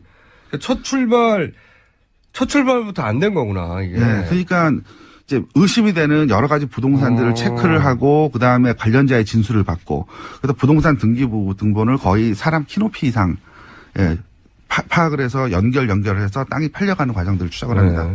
그런데 문제는 땅은 넘어갔는데 돈이 이후에 어디로? 그렇죠. 자금이 어떻게 움직이는지를 확인할 수 있는 방법이 없는 거예요. 네, 경찰청에서 자료가 있어야 세금을 냈는지 안 그렇습니다. 냈는지. 예, 아니면 돈이 숨어버렸는지. 그렇습니다. 예. 예, 그리고 또 그 계좌들을 통해서 돈 자금 흐름이 어떻게 움직여 가는지 이런 부분들을 확인해야 되는데. 특검을 요청해도 안 주는 거예요? 네. 이거는 한편으로는 네. 원론으로는 맞죠. 공소시효가 지났으니까. 네. 원론으로는 맞지만 이제 특검이 하는 일을 모를 일은 없을 것이고 네. 이거는 아직도 그 당시만 하더라도 그걸 막고자 하는 새가 살아있었다 이렇게 봐야 돼요. 수차례 보냈어요. 저희가 수차례 공문도 보내고 나중에는 자료 협조가 아니고 아예 그러면 그쪽에서 일부 수사를 해서 넘겨달라. 그러니까 왜냐하면 당신들이 이상한 거 파악해서 달라. 예. 그렇게 이런 부분들에 대해 확인해 달라라고 예. 했음에도 불구하고 자료 일체를 저희가 받을 수가 없었습니다. 출발을 못한 거구나. 그러면 실제 이 조사를 막는 세력이 있다고들 판단하셨어요? 근데 음모를 너무 좋아하셔서 저희가 그렇게까지 말씀드리긴 좀 곤란하고요. 분명한 건 그 관련 기관으로부터 저희가 충분한 도움을 받지 못했다. 네. 거기까지만 말씀하실 수 있다고요? 네. 세력이 살아있군요. 왜냐면은 목적도 분명하고 네네. 의미도 분명하고 네. 그다음에 특검이라고 하는 네네. 특별히 이 건을 수사하고 있는 기관에서 네. 협조 요청을 하는데 네. 협조를 하는 게 보통은 뭐 개인정보 위반, 개인정보 관련 부분이기 때문에 공개할 수 없다. 넘겨줄 수 없다 그런 거죠. 야 금강원도 마찬가지였고요. 예. 새가 살아 있었군요 아직도. 그러면 그런 저희가 이제 여러 가지 이야기를 듣는 것 중에 하나가 이 재산을 제대로 수사하려면은 100여 명이 2년에 걸쳐서 해야 된다고 하는 안원구 전 국세청장의 이야기도 있었고. 네네. 또 특검 자체를 최동욱 전 검찰총장 같은 경우에는 훨씬 더 많이 보강해서 1년 내내 해야 된다. 이걸 제대로 하려면 그런 얘기도 있었는데. 이거는 아마 별도의 팀을 꾸려야 될 겁니다. 그렇죠. 예, 직접 예. 참여하셨던 분으로서 이거 제대로 하려면 얼마나 걸리겠다 이런 생각은 안 해보셨어요? 그러니까 그걸 하기 위해서는 입법적 보완도 필요한 것 같고요. 네, 이 부분, 물론. 그러니까 예를 들면 아까도 말씀드렸듯이 더 이상 네. 관련 기관에서 협조를 거부할 수 없도록 네. 이제 그런 거에 관련되는 계좌 추적할 수 있는 권한이라든지 네. 이런 부분들을 입법적으로 보완을 좀 해야 될 것 같고요. 그렇고. 네. 예, 그리고 충분한 수사팀들이 경험이 많은 수사팀들이 붙어야겠죠. 그래서 아마 많은 시간, 특히나 그 외국 재산 같은 경우에는요. 그 해외 재산 도피 같은 경우에는 그건 또 굉장히 전문적인 지식이 필요하기 때문에 그런 것까지 추적을 한다고 하면 훨씬 더 인원도 보강돼야 되고 충분한 시간이 주어져야 될 지금 것 같습니다. 특검팀이 예를 들어서 한 2배 정도 늘려서 한 1년 정도는 해야 된다. 이게 과장이 아닌 거죠. 네, 그렇습니다. 직접 해보시니까 그런 거예요. 네. 가장 아쉬웠던 이거 해야 되는데 시간도 안 되고 참 아쉽다는 부분이 어떤 거였어요? 일단 당시에 저희 쪽에 직접 오셔서 조사를 받으신 분이 한 분 계셨어요. 한 80대 되는 노신사였는데 자료를 갖고 오셨습니다. 뭐냐면 이전에 제가 정확히 성함이 기억이 안 나는데 서울대 의대 학장이셨대요. 그분이 납북이 되셨는데 그분 유가족들이었습니다. 봉천동의 숫고개 일대에 8만 평인가요? 그 땅 자체가 원래 그 집안에서 내려왔던 상속자들이죠. 근데 갑자기 그 땅이 이름이 바뀝니다. 주인이 이름이 바뀌다고요? 주인이 바뀝니다. 본인들 땅이었는데 자기들 모르게. 그렇죠. 그러니까 당시에는 이랬던 것 같아요. 그러니까 당시에는 1970년대 이럴 때만 해도 큰 대기업이라고 할 만한 것들이 많지 않았기 때문에 그때 아마 재산을 축적하는 가장 중요한 수단은 땅을 그런 방식으로 뺏는 게 아니었나 싶습니다. 남의 땅을 그냥 명의를 변경. 그러니까 예를 들면 납북된 인사라든가 이렇게 해서 뭔가 권리를 주장하기가 좀 어려운 상황에서. 그래서 그와 관련된 그에 대해서 조사가 그래서 이제 이에 대해서 소송을 제기했는데 당시에 그 땅이 누구 명의로 넘어갔냐면 보안사 직원 명의로 넘어갔고요. 보안사. 그리고 땅이 쭉 팔려 나갑니다. 쪼개져서요. 예, 그리고 그거에 대해 소송을 제기했던 변호사가 보안사에 끌려가서 조사를 받았다는 진술서도 저희 확인을 했고요. 네, 그 다음에 결국은 강압에 의해서 소를 취한 것으로 보여집니다. 자기들 땅이었는데. 분명히 자기 선대로부터 가지고 있던 땅이 몇만 평이었는데, 어느 날 갑자기 땅 주인이 바뀌었고, 그 땅 주인을 찾아가 봤더니 보안사가 가져갔고, 그래서 보안사한테 소를 제기했더니 보안사 직원이죠. 개인 직원. 개인 직원이 했을수록, 위에서 내려왔겠죠. 그리고 그 땅 실제로 그럼 그 돈이 팔린 돈이 어디로 갔는지 모르겠네요. 그런데 이제 그 피해자들 주장에 따르면 그 바로 그 즈음에 유경재단이 만들어집니다. 어머나! 그런 식으로 유경재단의 자산이 축적되었다. 아니 그렇다는 의혹이 있죠. 의혹이 있다는 거죠. 네. 그런 의혹을 제기한 분이 있다는 거죠. 내 땅에 도대체 어떻게 됐지? 네.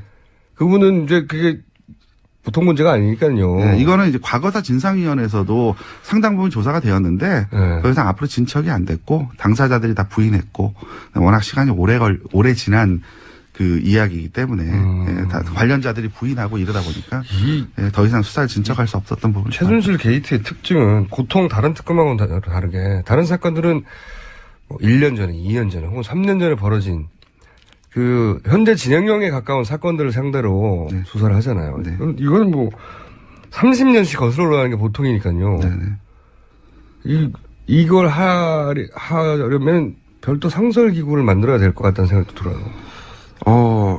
그러니까 결국 이게 특검이라는 제도는 사실 이렇게 복잡하고 여러 가지 사건들이 적합하지 않습니다. 그러니까 단건 사건에 적합한 제도고요. 그러니까 그러다 보니까 이제 그 제도적 특검법상 여러 가지 이렇게 충돌되는 부분이 굉장히 많았어요. 그러니까 이런 부분들은 나중에 뭐 공직자 비리 수사처라든가 하나는 상설 기구가 만들어져서 거기서 지속적으로 수사가 되어야 할 것으로 보입니다. 예를 들어서 그 재산환수위원회라든지 뭔가 하나 특별히 만들어줘야 되겠네요. 네, 그렇습니다. 그래서 지금 말씀하신 것 같은 경우에는 그분들 가족은 완전히 한을 품고 있겠네요, 당연히. 아니, 그분들은 말씀이 그거예요. 땅을 찾겠다는 게 이제는 그건 아니고. 도대체 그게 어떻게 된 일인지. 그렇습니다. 진실만은 밝히고 눈을 감았으면 좋겠다. 80대 노인분이.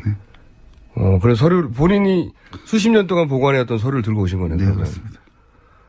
그분뿐만이 아니겠죠, 그러면 당연히. 그러겠죠. 딱 한 건만 있었겠습니까? 이거 알면 알수록 대단한 일들이 벌어졌네요. 교과서죠, 교과서. 특검의 교과서를 앞으로 계속 거론될 예정이고, 거기서 특별수사관을 지냈던 이정원 변호사 오늘 만나봤는데 제가 얘기를 보니까 오늘 하루만 만날 일이 아니라 앞으로 몇 번 더 만나야 될 것 같아요. 근처 사시죠? 네, 바로 옆입니다. 앞으로 자주자주 모시는 걸로 오늘 1차 출연이었습니다. 지금까지 이정원 변호사였습니다. 감사합니다. 예, 감사합니다. 자, 여성입니다. 네. 우리나라의 MIT 도시계획과 박사님 출신은 국내에 한 분밖에 없는 현재 김진애 박사님 나오셨습니다. 안녕하세요. 안녕하세요. 가끔 김어준 총수님 뵈면은 좀 확실히 속물이에요. 선물이에요. 아닌 척하면서 학벌 따지고 말이지. 아니, 학벌을 따지는 게 아니라 거기다가 조금 아까 그 세상에서 가장 섹시하다는 정말 세상에서 섹시하려고 그러면 한 가지 더 방법이 있습니다. 어떻게요? 헤어롤 2개를 마시면 됩니다. 지난 주일에 광장에서 여자들뿐만이 아니라 남자들도 헤어롤 2개를 말고 왔어요. 큰 유행이었어요. 큰 유행이라서 하셨어요? 저는 안 했죠. 그래도 제가 여기서 공약을 하나 하자면 제가 다음 주일까지 무슨 수를 쓰더라도 우리 총수 머리에 헤어롤 2개를 말고 인증샷을 찍어서 제가 어딘가에 올리는 거를 하겠습니다. 제가 징그럽네요. 정말 헤어롤이 나라를 구원했을 뿐만이 아니라 정말 여성을 구원을 했습니다. 위로가 그래서 됐을 거라고. 그래서 제가 오늘 칼럼도 쓰고요. 칼럼 한번 찾아봐 주십시오. 그 칼럼 안에는 앞으로 박근혜 전 대통령 그 집에다가 미용사 들이지 말고 가발 쓰고 좀 다녀라. 그 똑같은 머리 하려고 그러면 가발이 최고다. 5분이면 현장 갈 수 있다. 아니 근데 참 저도 의문은 의문이었어요. 그날 혹시 외출이 있나 싶었는데 네. 외출이 없었어요. 그렇죠. 미용사 두 양반이 갔는데 네. 그래서 오늘 무슨 공식 행사가 있거나 외출이 있거나 했는. 그래서 그날 아침에는 안 갔다 그러잖아요. 네. 네. 왜 집에 있는데 가죠? 그 미용사들이? 그래서 지금 집에 있는데 가는 게 글쎄 뭐 여러 가지 억측까지도 해볼 수 있죠. 근데 첫 손님으로는 너무 웃기지 않아요? 정말 정말 제가 여러 이런 소리 쓰면 안 되지만 정말 여성으로서 일하는 여성으로서 말할 것도 없고 여성으로서도 참 이해가 안 되는 부분이 많습니다. 본인이- 저 여성입니다. 저도 헤어롤 달고 바깥에 나가본 적이 있습니다. 한두 번씩 그런 거 꼭 있다면서요. 있어서 저는 오죽하면 헤어롤이 그 분홍색이 아주 전형적인 건데 저는 까만색을 마련해놨어요. 혹시라도 있으면 나갈까봐. 아니 저도 이게 일하는 여성이거든요. 나중에 듣고 보니 네. 그 장면을 보면 누구나 한 번쯤은 저런 실수를 했고. 그럼요. 아차한 적이 한두 번 아니거든요. 그리고 그랬을 경우는 항상 자기들이 바쁘거나 정신 없었고. 네. 그래서 그걸 보는 순간 위로가 확 됐다고. 그러니까 저는 찡하더라고요. 정말. 그런 헤어롤 달고 기각을 시켜봤어요. 기각을 했다 생각해보세요. 헤어롤이 정말 미웠을 겁니다. 네. 자, 오늘 주제는 뭡니까? 지난 주일에 왜 4대강 수문을 요새 갑자기. 왜 열까? 네, 갑자기. 갑자기. 그거 가지고선 얘기를 했는데, 그러고 나니까는 4대강 사업에 대해서 좀 더 해달라라는 요청을 꽤 많이 받았습니다. 더군다나 이제는 유일한 전직 예우를 받고 있는 이명박 대통령님의 이 프로젝트 아닙니까? 그렇죠. 그러니까 이제 때가 됐다. 그러니까 수문만 열 게 아니라 4대강 사업 이 재앙이 왜 이렇게 됐는지 이런 부분을 좀 얘기를 해달라.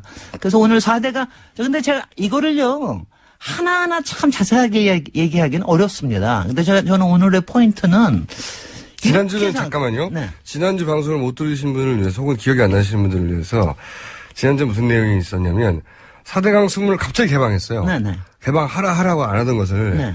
갑자기 개방했는데 왜 이 시점에 할까? 이게 지난주의 의문이었고 첫 번째로는 이제 다음 정부가 들었을 텐데 박근혜 정부에서 아무것도 안 하던 4년 동안 모르쇠 하던 거기서 우리가 아무것도 안 한 건 아닙니다 하고 면책 받으려고 하는 면책용이다. 첫 번째. 두 번째는 이제는 이 보수, 복원. 그러니까 AS, 네. 그 무료로 AS 줄 시간이 하자보수 기간이 네. 끝났기 때문에 이제는 돈이 될 수 있는 뭔가 하자가 생기면 네. 시점이 됐기 때문에 기업이 돈을 벌 수 있는 시점이 돌아왔다. 돌아왔습니다. 네, 돌아왔다. 그 두 가지 포인트로 수문을 이제 개방했다. 왜냐면 수문을 개방해야 수위가 낮아지고 그 안에 무슨 짓이 벌어졌는지 알 수가 있고 거기 보면 하자보수거리가 넘칠 것이다. 이런 얘기까지 했어요. 네. 이번 근데 이제 주는요? 오늘은 아주 본질적으로 돌아가서 네. 저는 이 얘기를 그냥 왜냐하면 이제 솔직히 뭐 수질이 나쁘고 재앙이고 뭐 지난 주일에는 며칠 전에였을까요? 환경단체에서는 4대강 재난지구로 국가 재난지구로 네. 지정해야 된다라고 할 정도로 정말 지금 재난이거든요. 왜냐하면 그 그 옆에. 환경단체가 그 찍은 영상이나 네. 그런 게 이제 공중파를 제대로 못해서 그런데 네. 그리고 이게 우리 보통 도시 사람들이 많이 안 가보는 데거든요. 그렇죠. 그 영상을 보면 썩었어 그냥. 그리고 그 옆에 가면은요, 예. 냄새도 말도 못하고요. 네. 그리고 그 날벌레들이 엄청나가지고, 그리고 그 여주에 쌓아놓은 그 모래들은요, 지금도 모래 폭풍이 거기서는 사막이에요, 완전히. 그런 일이 여전히 지금 일어나고 있습니다. 강이라는 게 물이 계속 흘러서 네. 읽을 수도 있을 수 있고 좀 혼탁하다 하더라도 강이라는 게 가진 이미지 계속 물이 흐르고 네. 새물이 들어오고 그런 거 아니겠습니까? 근데 지금은 하수구가 됐어요. 강이 아니라. 네. 그래서 실지령에 사는. 그래서요. 예. 썩었어. 그 부분을 지금 얘기를 다 하는 것보다는, 이제 저는 이제 본질적으로 돌아가서 이제 네. 대통령님과 이명박 대통령님과 연결해서 이게 재앙 프로젝트고 재난 프로젝트라고 하는 거는 지금 이제 다들 알게 됐는데 예. 몇 가지 의문을 할 게 있습니다. 그동안 뭡니까? 감사원에서 4대강 조사평가위원회에서 또 환경단체에서 계속 얘기했지만 예. 정말 본질적으로 우리가 얘기를 해야 될 게 뭐냐면은 이거 당시에 한 60% 이상이 반대를 했거든요. 꾸준하게. 네. 근데 왜 이렇게 반대하는 게 어떻게 가능했을까? 그 다음에는 이렇게 거대한 프로젝트가 네. 어떻게 4년, 5년 만에 다 끝낼 수 있었을까? 그 왜냐면 단기간에. 우리 보통 국가 프로젝트는 그렇지 못하거든요. 한 10여 년 이상 걸리고. 이게 왜 가능했을까? 네. 이거 정말 이상한 겁니다. 그 다음에 지금 재앙에 대해서 환경단체나 저 같은 전문가만 반대한 게 문제 지적을 한 게 아닙니다. 네. 당시에 그 재앙에 대해서는 환경부 밑에 그 여러 가지 그 기관들이 있습니다. 네. 거기서도 수질 문제에 대해서는 마이크로 시스템 문제 다 녹조 적조 문제 다 저걸 했었거든요. 네. 그걸 알고도 어떻게 했을까? 이거를 밝혀야 됩니다. 이걸 밝힌다는 게 무슨 뜻이냐면 지금 이제 앞으로 4대강도 다시 한번 글쎄 특검을 해야 될지 국회에서 다시 한번 청문회를 해야 될지는 모르겠으나 이게 문제인 게 말이죠. 이게 박근혜 정부의 이 국정농단은 사실 그동안 다 물밑에서 있었지만 그렇지만 굉장히 짧은 기간 안에 드러내가지고 네. 금방금방 사람들이 분노로 해가지고 이렇게 됐잖아요. 네. 파면까지 했는데 사실 4대강이라고 하는 거는 4대강 사업이라고 하는 건 사람들이 문제를 알고 있음에도 불구하고 다들 그냥 끌려가 버렸거든요. 네. 그런 게 어떻게 이게 대한민국에서 가능한 겁니까? 이게 앞으로 국정을 하는 데 있어서나 우리의 정말 결정에 그러니까 정책 결정의 메커니즘과 그리고 이걸 실천하는 부분에 있어서 메커니즘에 대해서 무슨 짓을 했는가를 밝혀야 됩니다. 그렇지 않으면 왜냐하면 이번에 지금 국정농단에 대해서는 솔직히는 몇 개 비선의 문제잖아요. 네. 비선이 그 짓들을 했고 그 바깥에 있는 비선 했잖아요. 근데 4대강 사업이 이렇게 가능했던 건 뭐냐면은 비선이 있었던 게 아니에요. 그 안에 공식 라인들이 다 같이 그 짓을 한 겁니다. 그러네요. 그리고 그 차이가 있네요. 다 완전히 그 차이입니다. 그리고 그것들이 최순실이 다 바깥에 있었던 게 아니라 안에 있었던 거고요. 네. 뭐 누군지는 제가 뭐 여기서 얘기는 안 해요. 최순실이 안에 있었다. 그런 사람이 안에 비밀적으로. 있었다. 공식 라인에 있었다. 네. 그리고 공식 라인에 어디쯤에 어디쯤이냐. 있었어요? 그리고 그 다음에 끝에 있었나요? 네. 국회에도 있었고 국정원에도 당연히 있었고요. 그 다음에 대학사회도 감정원에도 있었고 그 다음에는 굉장히 중요한 공정거래위원회, 네. 공정거래위원회에서도 있었고 대학사회에서도 있었고 언론에도 있었고 뭐 언론은 국정 안이 아니라 할지라도 그 다음에 모든 기관들이 그 안에 다 있었던 겁니다. 그러니까 4대강이라는 게 네. 이명박 전 대통령이 단독으로 만들어낸 재앙이 아니라 사실은 다 같이 어깨 걸고 시스템적으로 그걸 대통령 프로젝트라는 이름으로 다 같이 한 거죠. 그렇게 되기가 무지 어렵거든요, 솔직히는. 근데 그거에서 이제 보통 사람들은 이게 다 대통령이 뭐 하자고 해서 한 거고 다 그러는데 제가 왜 사람들이 여태까지도 지금 잘 지적을 안 하는 게 있어요. 저는 몇 가지를 포인트를 둡니다. 이게 그렇게 빨리 가능할 수 있었던 이유를. 네. 그게 대운하를 4대강 사업으로 만들었다가 거기다가 이름을 4대강 살리기라고 지었고 운운하고 여러 가지 이유가 있습니다만은 한 가지 제일 저거 한 게 뭐냐면은 법에서 말이죠. 네. 우리 가장 국가 사업에서 힘든 이게 시간이 많이 걸리는 이유가 타당성 검사입니다. 맞아요. 예비 타당성 조사예요. 이게 국가 예산을 투입해도 되는 일인가 아닌가. 500억 이상이면 모든 게 예비 타당성 조사를 받게 되어 있습니다. 네, 당연하죠. 그거 자체가 보통 2년 걸려요. 네. 보통 그게 정상입니다. 근데 그걸 바꿨습니다. 그거를 시행령에서 바꿨어요. 대통령 그러니까 시행령은 아시다시피 국회에서 하는 게 아니라 네. 국무회의에서 정합니다. 그게 대통령이 정할 수 뭐냐면은 있죠. 네. 국가의 위난 상황에 대한 그러니까 재난에 대한 대비나 이런 거에서는 예비 타당성 조사를 예타를 제외할 수 있다라는 아주 끝에 요만한 조항 하나를 만듭니다. 국가 재난 시에는 재난의 재난시가 아니라 재앙을 대비하기 위한 거에 대해서도. 그러니까 이거를 요 하나를 딱 하나 함으로 해서 이 엄청난 농단이 일어난 거예요. 근데 그거에 대해서는 왜냐하면 왜 사람들이 왜냐하면 이거는 국정의 성재 왜냐하면 사실 박근혜 정부에서도 그 시행령만 바꿔가지고 하는 짓이 많았어요. 아예 법도 안 바꾸고 국정교과서 바꾸기도 하고 뭐 이러기도 했지만 이명박 정부에서는 정말 그런 꼼수들을 공식 라인에서 끊임없이 해왔던 거예요. 근데 그 중에 하나 딱 그거 하나 바꿈으로 해서 모든 게 가능해졌던 거예요. 타당성 조사를 최소한 2년 이상 해야 될 일을 네. 타당성 조사 자체를 없애버리는 문구 하나. 그러니까 그 문구가 그건 줄 몰랐죠, 일반인들은. 그렇다니까는요. 그러니까 네. 미치겠다는 거예요. 그러니까 저 같은 사람. 그러니까 22조 중에서 예. 예비 타당성 조사를 받은 게 얼마인 줄 아십니까? 얼마나 될 것 같아요? 거의 없어요. 거의 없는 게 얼마나 정도 될 것 같아요? 글쎄, 말씀하시는 거 보면 아예 안 받은 것 같은데. 1점 미만이. 1.6만. 예. 7천억인가 8천억인가 정도만 돼요. 나머지는 그냥 해버린 겁니다.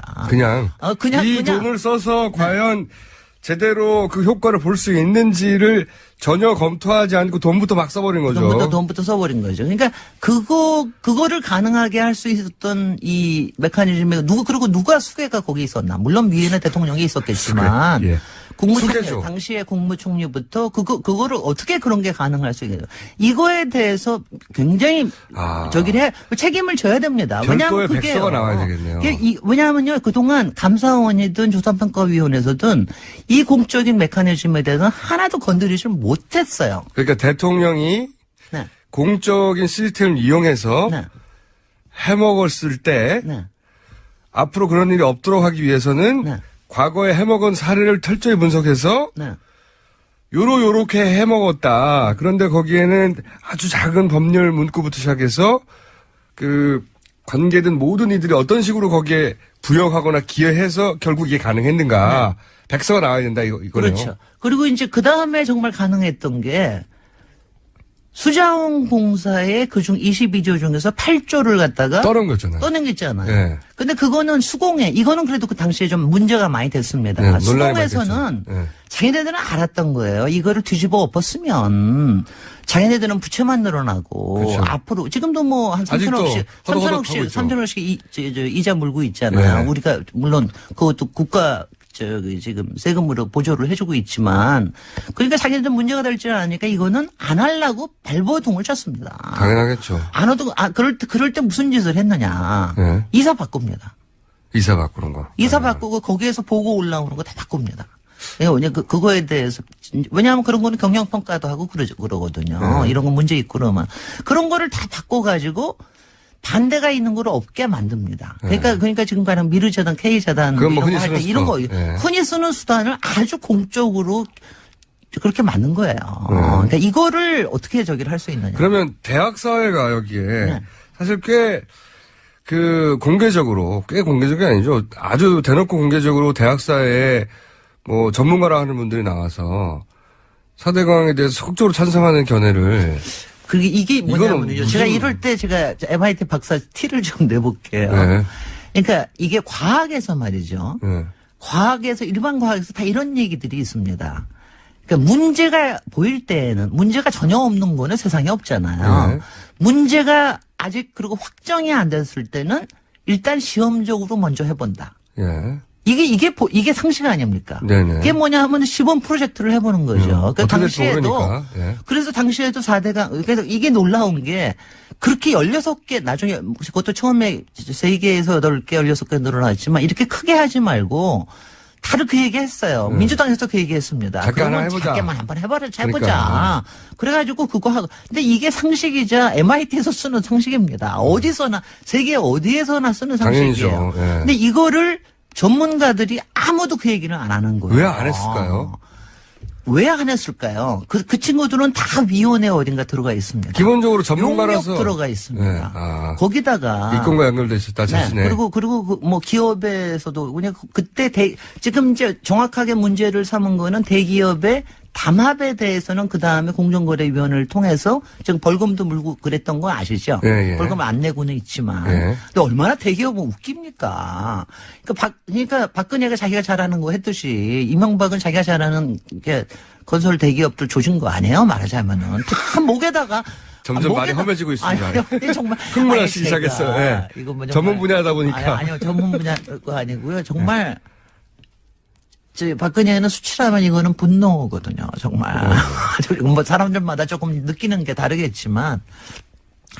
그래서 저걸 한 거 보면은요, 제가 무슨 얘기 하다가 이렇게 분노를 또 했느냐. 네. 거기서 국토부가 한 짓을 보면. 국토부가? 왜냐하면 국토부가 그 국토부에 정종환 장관이 없었으면 이거는 절대로 못했습니다. 솔직히. 그건 왜 어떤 기여를 했게 그렇습니까? 왜냐하면 정종환 장관이 그 모든 거를 만들어내는 거에 했을 뿐만이 아니라, 정말 국회에 나와서 방패 역할은 다 했고요. 제가 뭐 주로 쏘는 역할을 했지만, 방종환 장관님 제가 개인적인 감정이 있어서 그런 건 아닙니다. 근데 이게 뭐냐면요.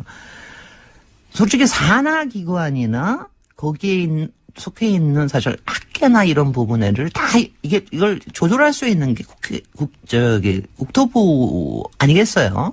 더구나 기업들은요. 국토부의 여러 가지 문제들에 대해서 사실은 이거 항상 을 정도가 아니라 어떤 때는 병정까지도 가는 사람들입니다. 자기네들 생존을 위해서.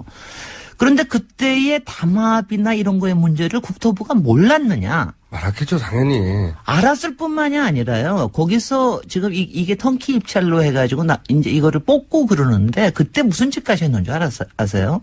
그거를 뽑는 과정에 국토부의 과장을 내보냅니다. 심사위원으로.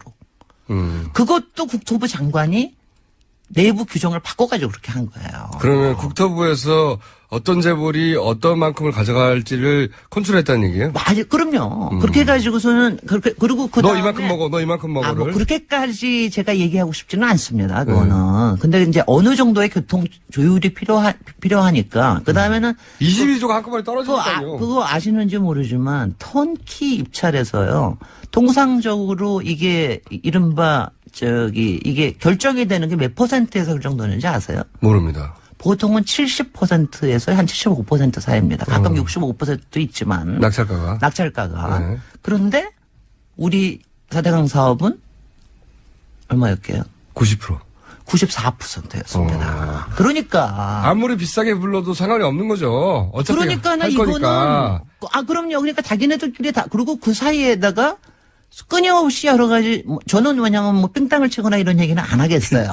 그런 거는 그거는 총수님께서 하셔야 될 일이고, 네. 저는 그런 얘기 안 하고 그 안에다 끊임없이 비용을 숨깁니다. 홍보 비용. 자. 이런 것들을 하는 거에 대해서. 차대강을 20분 만에 다 네. 분석할 수는 없고, 오늘 이 문제 제기의 핵심은 시간이 다 됐기 때문에 정리할게요. 이건 것 같습니다. 이게 몇몇 개인이 욕심을 냈거나, 그렇죠? 혹은 대통령 혼자만의 욕망이거나 이게 아니라 같이 해먹은 시스템이 있다. 구조적으로 국정 메커니즘을 그렇게 돌아간 거를 드러내야 됩니다. 네, 그 백서가 필요하다. 자, 그 작업을 백서만 아마 가지고 되겠어요. 물론 참네. 처벌도 이루어져야 되지만 심판도 이루어져야죠. 네. 응징도 이루어져야 하지만 돼요. 백서가 더 중요하다가 오늘 포인트인 것 같아요. 자, 다시는 그러지 않기 위해서. 지금까지 김진애 박사였습니다. 저는 김어준이었습니다. 내일 다시 뵙겠습니다. 안녕.